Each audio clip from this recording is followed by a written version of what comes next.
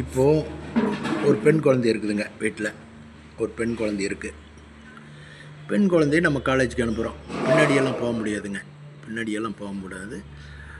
அப்பாவுடைய கடவுளுடைய அப்பா வந்து அனுகிரகத்தில் இருந்து அப்பாவுடைய கடவுளுடைய சக்தியிலிருந்து கடவுளை கும்பிட்டு அப்பா நேர்மையாக இருந்து சத்தியத்தை கட்டுப்பட்டு நம்மை ஆளாக்கி சம்பாதிச்சு காசில் பீஸ் கட்டி நம்ம காலேஜுக்கு அனுப்பினார் நாள்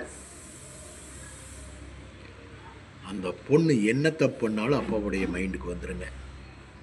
கடவுள் காட்டி கொடுத்துருவார். நீ கூடவே போக வேண்டாம். பொண்ணை பார்த்தாவே தெரிஞ்சுக்குவீங்க. உங்கள் மைண்டுக்கு பொண்ணு இதை பண்ணுறா அப்படிங்கிறது மைண்டுக்கு வந்துடும். அதுதான் இறைவனோட சக்தி. இறைவனோட சக்திங்கிறது பொண்ணு இது பண்ணுறா அப்படின்னு கடவுள் மைண்டு கொண்டு வந்துடுவார். அப்போ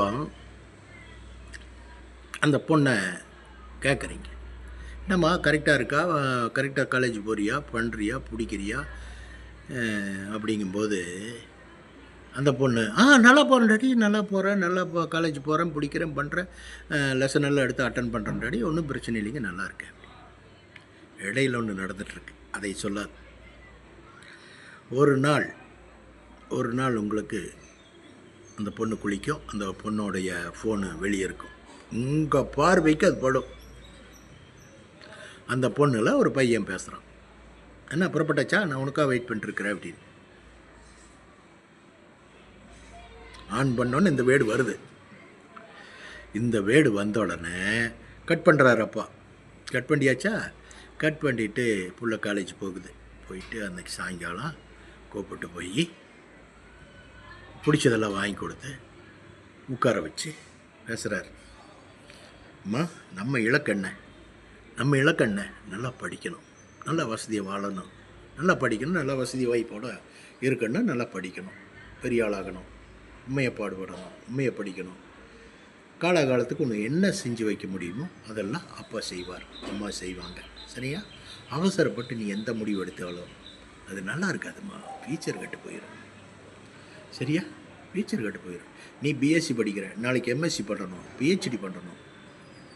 அதெல்லாம் முடித்ததுக்கப்புறம் அந்த ஸ்டேட்டஸில் இருக்கிறவனை கல்யாணம் பண்ணிட்டா தான் உன்ற வாழ்க்கை நல்லாயிருக்கும். கீழே இருக்கிறவனை கல்யாணம் பண்ணிட்டீன்னா நீ ஆஃபீஸ் போவேன், ஒரு மீட்டிங்கு போவேன், ஒரு மீட்டிங் அட்டன், பெரிய ஆஃபீஸர் ஆயிடுவேன், ஒரு மீட்டிங் போவேன். இன்னும் எவ்வளோ நேரமாம்மா? ஏன்னு கேட்டால் அவனுக்கு அவ்வளோதான் அறிவு. இன்னும் எவ்வளோ நேரமா? இப்படியா அப்படியா, லேட்டாக வர்ற, எங்கே போகிற, எங்கே ஊர் சுற்றிட்டு வர்ற, இந்த பேச்செல்லாம் வருமா? கொஞ்சம் யோசனை பண்ணிப்பார்.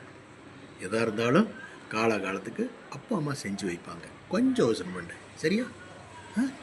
ஓகே, கொஞ்சம் கன்சர்வ் பண்ணுமா? ஓகே, இப்படின்னு கண்டிக்கணுங்க குழந்தைகளை. இப்படின்னு கண்டித்து இப்படின்னு சொன்னால் அவங்க ஏற்றுக்குவாங்க. சரிங்களா? வச்சுட்டுங்களா? சரி.